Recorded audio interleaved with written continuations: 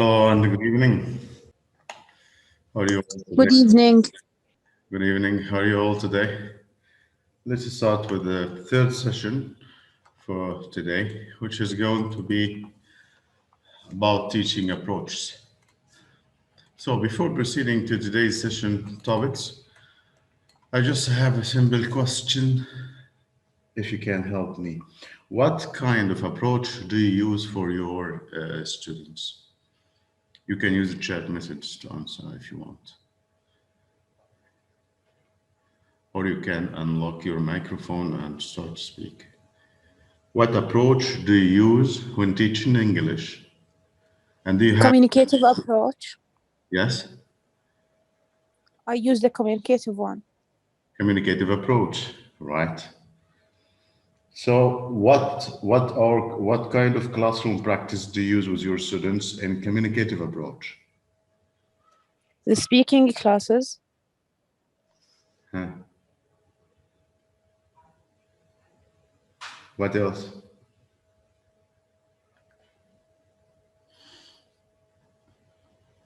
All right, let's have an idea first about the teaching approach, and then we'll see what kind of approach do you use. The first approach that we have got today is structural approach.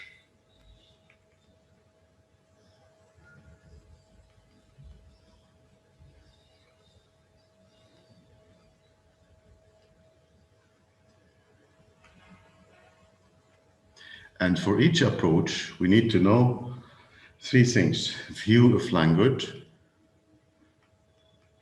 the view of this approach to language, and also a view of language learning,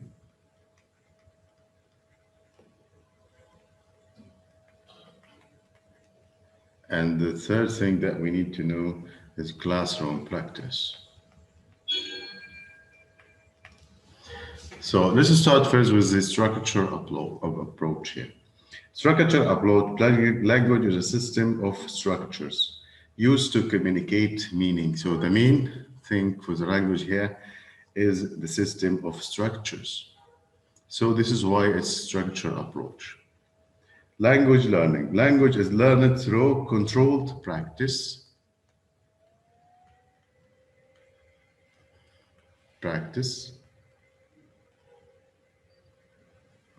Or simple structure, more than complicated ones. So the practice should be simple, not complicated for a structure approach. Simple, controlled practice. Then, in later stages, if your students are improving with you during the course, you can go after that to the direct or the complicated ones, complicated practice. But in a structure approach here for language learning, mistakes must be avoided. So you don't allow mistakes during language learning, during giving or inputting the language to your students. Yeah. Next is classroom practice. Classroom practice for structure approach, where using oral skills are learned before written. So oral before written. This is for structure approach. The structures are practiced in controlled condition also. You must have a controlled, one more time, controlled conditions in your classroom. So this is the first approach to structure approach. So I have a question for you now.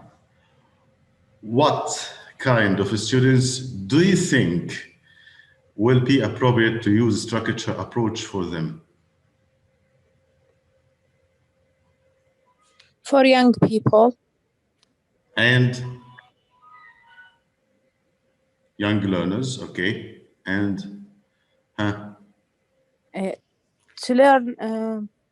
learn language for the first time as L2. Thank you very much. Now, we'll see how can I define what kind of approach should I use as a teacher and with which kind of students. All right, let's go to the next approach. The next approach, we're going to call it as TBL. The TBL is task-based. Pace language learning. Yes. Learning. Task-based learning, yeah. The view of language for task-based language is a tool for communicating meaning through use of functions. Language, use of functions. Vocabulary, structure, and discourse. View of language. Language is learned by using it. You must use the language in it. Through authentic context, for example. That's right. Or also through using some conversation tasks in your classroom. Classroom practice activities are based around a series of also problem solving tasks. It's very important for TBL approach. Grammar, vocabulary, and pronunciation or punctuation may or may not be focused in the classroom, and the task is only when the task is complete. So the grammar and the rest of things that you need to provide your student with could be after the task. The next approach is going, as we said before, P, and P approach. PP approach, presentation, practice, and production. Presentation, practice, and production. The language here is a grammatical structure. So the language here is a grammatical structure.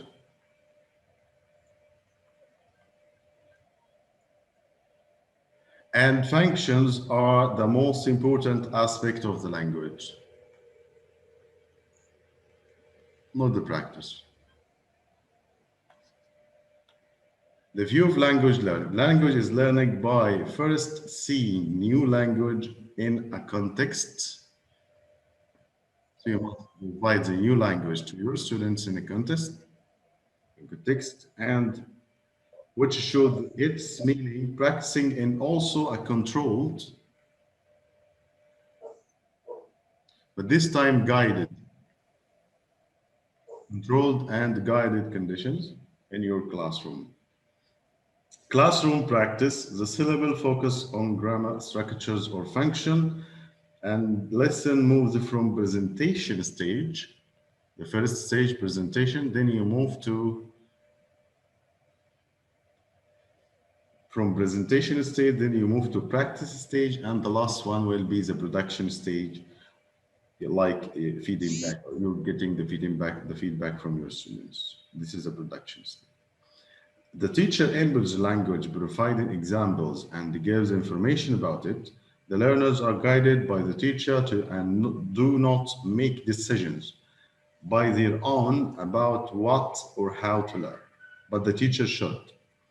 Typical activities like situational presentation, miming, and the presentation stage.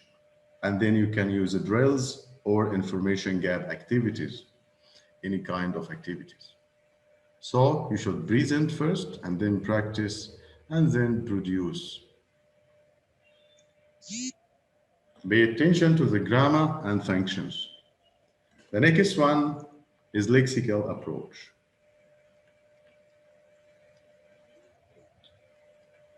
As you can see from the name here, lexical approach. Vocabulary. Yes, excellent. Is only mainly vocabulary is the most important aspect of the language, and vocabulary consists of individual words and different kinds of chunks. Also can be used collocations and items used in your classroom. The view of language is learned by learning chunks as a whole and complete unit. The classroom practice, the syllable focused on lexes, and the learner work with authentic written or speaking text. In the classroom, learners are given activities. After noticing chunks, learners are asked to carry out tasks which will involve them in using the chunks. So giving them chunks and then try to make them use it. So also focusing on the vocabularies and the expression in the chunks. This is a lexical application. Now, for lexical approach here, I just want to ask you, you as a teacher, how would you introduce new vocabularies to your students?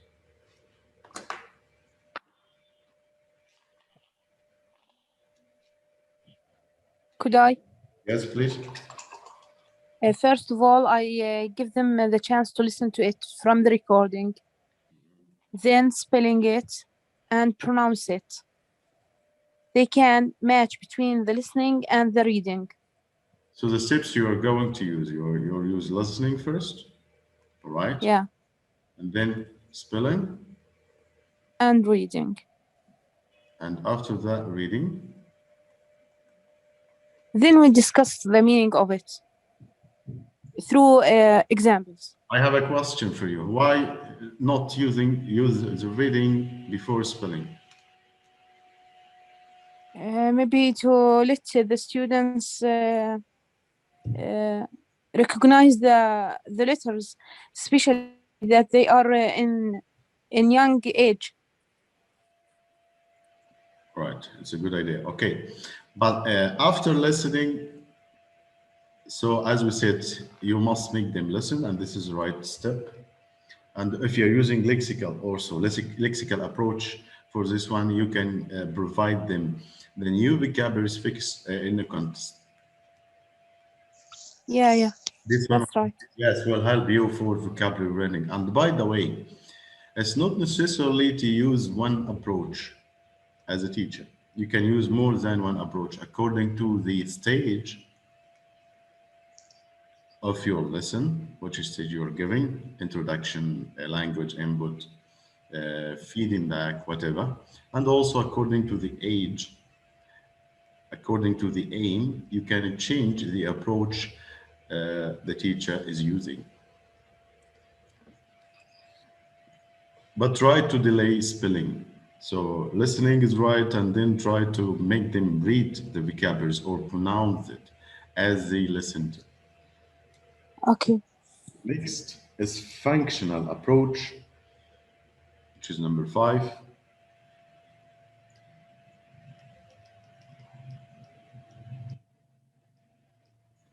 This one is viewing the language functions are most important from the name language function.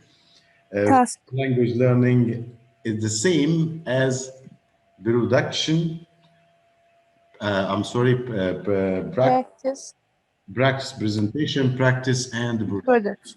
it's the same. So this is the language. So classroom, the syllables are focused on function, usually graded according to their frequency of usage. So if you are introducing new vocabulary, for example, you are giving them first the most frequent vocabulary that we use in daily life, and then go in graded order to the next ones.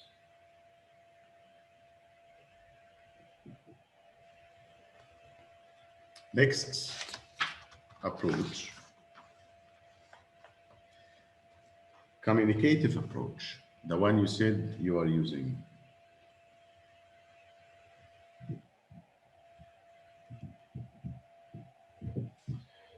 So what is the view of the language here for the communicative approach? To communicate with others. Communication. Make contact. Important aspect of language, meaning. Language meaning is communicated through functions, grammar, vocabulary, discourse, and also skills. View of language learning. The best way to learn language is to use interaction with your students rather than to learn about it. That's what we call situational learning. And you can also, some people call it practical, more practical. Yeah.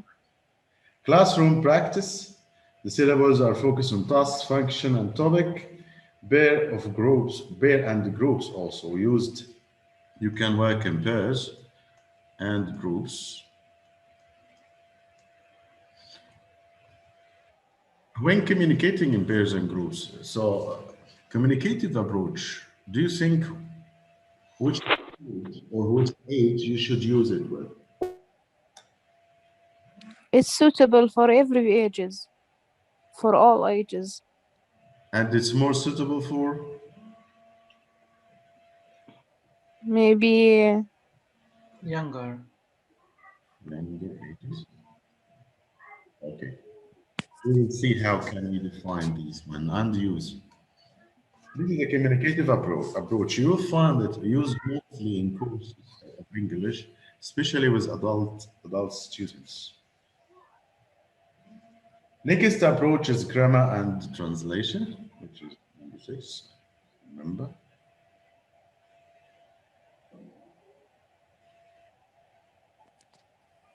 The grammar approach. View of language. Language is made of grammatical rules. So grammar as a whole and whole. View of language. Language is learned by analyzing and applying grammatical rules. Classroom practice. You study grammar rules, presented and then in grammatical terms, then applying them to the text. So you present the rules first, and then apply them to texts. Working out a language by applying rules and then learning lists of words by heart. Also, if you're going to give new vocabularies for words, you must remember them by heart. Translating text in isolated sentences. Emphasis on grammatical accuracy. What do you think of this approach? Do you like it? maybe it's suitable only for teaching grammar. It's a direct way. There is no changes, no interactive for Where students. do you think is most used, the grammatical approach? In teaching language, in teaching grammar. Where in the world, which countries are using the grammar approach more than the others? Do you have any idea? Maybe Germany. Right, it's most used by, as we said, EFL language teaching, English as a foreign language. Okay, it's not recommended with the ESL language teaching. And you'll find most of the Arabic teachers are using grammar approach or grammar and translation, even if they don't know that. And They choose the direct way because it's the easiest for them. And we don't recommend this one unless your student is going to take a grammar test of some kind. Total physical response, which is T, P, and R. Total physical response. And this one, the language, grammatical structure, and vocabulary are the most important again. So here also we take care of the grammar and vocabularies. Learners learn by exposed to language, so you expose them to language. Comprehension comes before production, so they have to understand first. You may try to make them understand and then produce.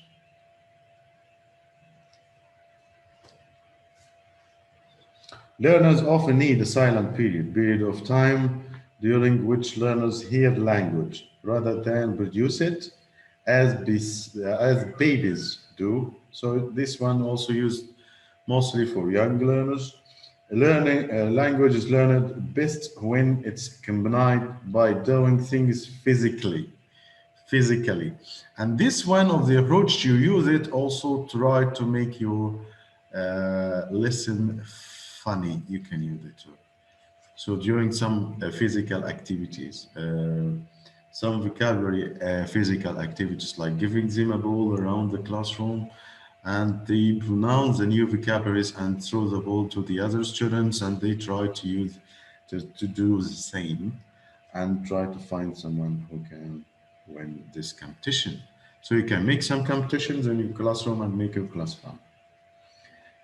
Used mainly for young learners and the beginners. If they are adults, the syllabus focus on the grammatical structure, vocabulary involved in giving and following instructions. Lessons involve the teacher giving instructions and learners physically carrying out these instructions. Like if you're like giving them some imperatives, for example, like stand up, go out, some kind of these is very useful for young learners. Now, let's have an activity, but before going to the activity, we need just to check how can we define or determine which approach I need to use. So, we are determining our approach according to The characteristics of the learner. the aim, Sorry. the aim of your course. May I speak? Yes, please.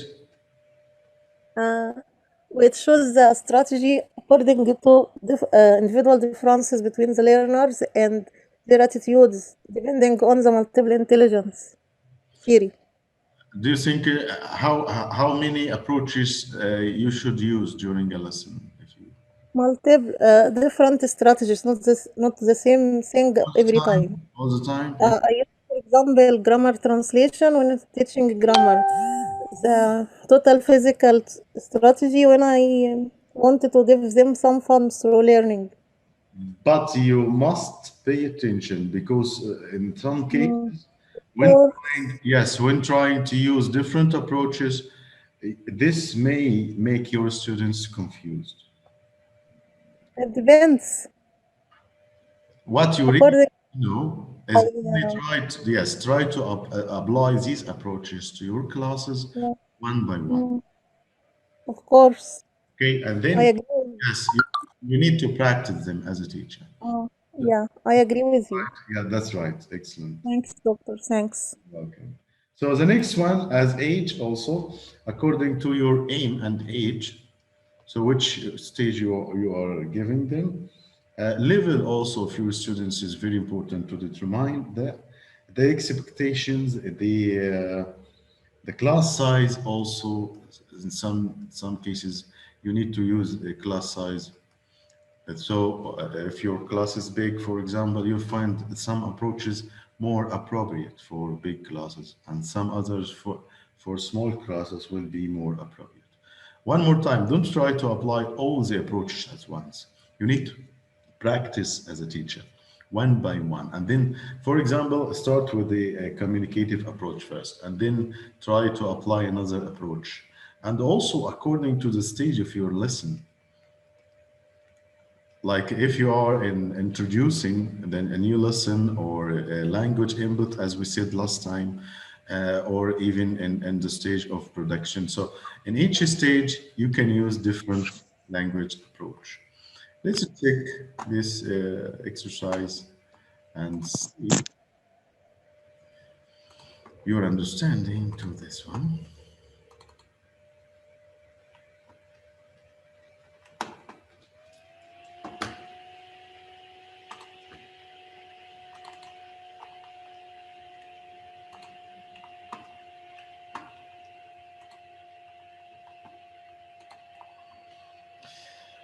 Which approach, teaching approach, would be the best for the learners? We have here task-based learning. And by the way, there could be more than one possible answer for this question. Task-based learning, structural approach, and lexical approach. Learners, number one, a class of adult beginners. adult beginners. They are mostly in their 30s or 40s and have never learned English before. They are very shy about making mistakes and looking stupid in front of their classmates. So, what do you think is the most possible or the most appropriate approach used for this kind of class? May I? Yes, of course. Go ahead. Maybe lexical approach. Because in structural approach, the mistakes are avoided, so they will be more shy. And the task-based learning, it will be difficult for them. Excellent. That's right. Yes, you can use lexical approach for this one, or a structural approach also could be suitable for them. Now, the next one, number 2, a class of 14-year-olds is in their 3rd year of English who hate learning grammar, but love talking, doing and finding out. Which approach you need to use? May I? Anyone else would like to share experience with us, please? Total physical approach. Just wait a minute, Fatima, please. Okay. We need another participant. Task-based learning. What? Task-based learning. Task-based learning, right? That's right. Because students at this age love to practice and love to share each other and finding out things. And we have a problem here that they hate grammar. They hate grammar. That's right. Right. Number 3. I need another participant, please. A class of young adults who want to go the UK or USA to work, study, and seek employment. What do you think is the most appropriate approach for this one? A new participant.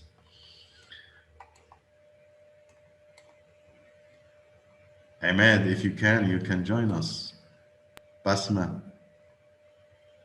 May I? Just a minute, please. I know Okay. you're excellent. Okay. Which approach we can use here? Iman, can you join us? Mr. Yasser? Mr. Ahmed? Mr. Abdul Wahab? Okay. Okay. I think the second one, the structural approach, it's very suitable for them. They can use their language only. So it depends on using their language only. Don't want to learn grammar. They use daily language. I think so. Which approach would you like? Would you think is Structural approach. I think so. all right? They are young learners. Don't. They are young adults. Oh, okay. So going to travel abroad. You can use more than one approach for these students actually. But I need you to tell me at the beginning of a course, if you are giving them a course, at the beginning, we must use the lexical approach. Lexical approach. Excellent, or TBL approach. And we can use after that, if they are improving, what approach we should use with them also. We start with lexical approach at the beginning. Yes. But we want, you mean that these learners want to go to USA or UK. They don't want to need grammar. Or they don't want to use tasks. They use only daily words or daily structures. Language. I think so. Or their language. I think so. So they didn't need to use lexical or text-based approach. Right. And I think so. Later on, you should also use communicative approach with them. Okay. Right. Class of advanced teenage learners who are very good at communicating but make lots of mistakes. They need fluent and accurate English for their future jobs in tourist industry. Grammar approach, a structural approach. Or a mix. We can make mix. Mix between the task-based and the structural approach. and the lexical approach. Let's Yeah. All of them. Structure. we can use 3 approaches. Yes. A class of beginner, 11 years old, young learners, and their learning style vary. Some are risk takers and some analytical, some social and some kinesthetic.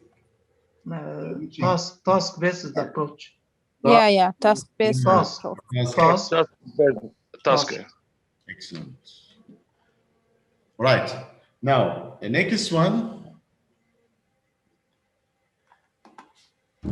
I need you to tell me your opinion if you agree or not with these teachers and why. I want to look at each of the approaches and think about what the advantages and disadvantages are each. Then I might try one out. Totally, I agree with that. All right. Why?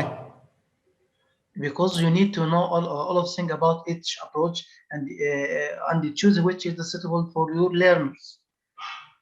And how can you practice it, or how can you design it? Great, thank you. I like to pick the best out of different approaches to keep my students motivated and involved, and to make my lesson relevant to different kinds of learners. But Do you agree or not first on the second one?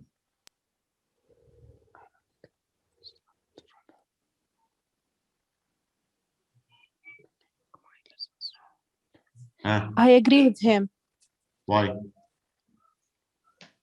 Because he wants to choose the best thing for his learners. Yes. And you want And the suitable thing, there is no approach is suitable for everything. very Each strategy or each lesson have its characteristics. So the good teacher should apply this on his students. And also varying your teaching style during a lesson is very important. Yeah. We should have different things, different approaches in order to motivate students and not let them feel boring during the class. Okay, great. Thank you. To have fun, to motivate them to practice. That's right. Different activities, different approaches help you to motivate them to practice. They're all great. Especially that English is a tough subject at school for students. Great. Now, I suppose I use the same approach my English teacher used, but I am not sure what approach that is. It doesn't really matter which approach to use. Do you agree? I don't agree with him. Why?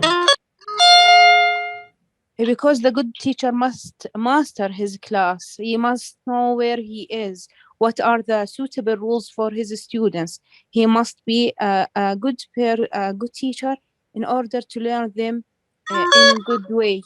Right. The last question for today. What do you think of teacher who is using random approaches?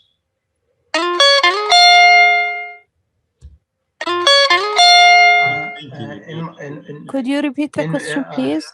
In my opinion, yes, a good teacher must manage their time, must choose the suitable approach, choose the suitable activities, who choose the suitable tasks according to their learners' levels or abilities or stages.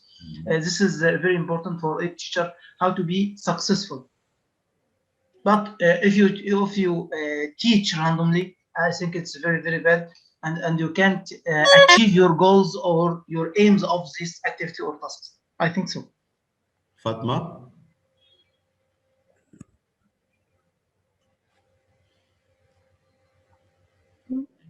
What do you think? Yes. If Yes.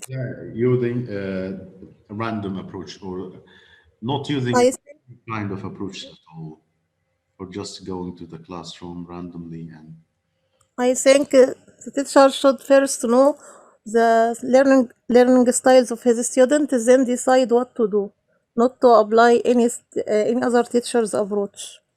I should respect my student and respect my background knowledge about myself and about the student. It's my opinion. Thanks. important. Thanks. Not only the Thanks. student who determine the approach. Myself, the student and myself, my own experience. The curriculum, the age, the stage, these are Level, important. classroom size, and so on. Right, great, thank you. Thanks.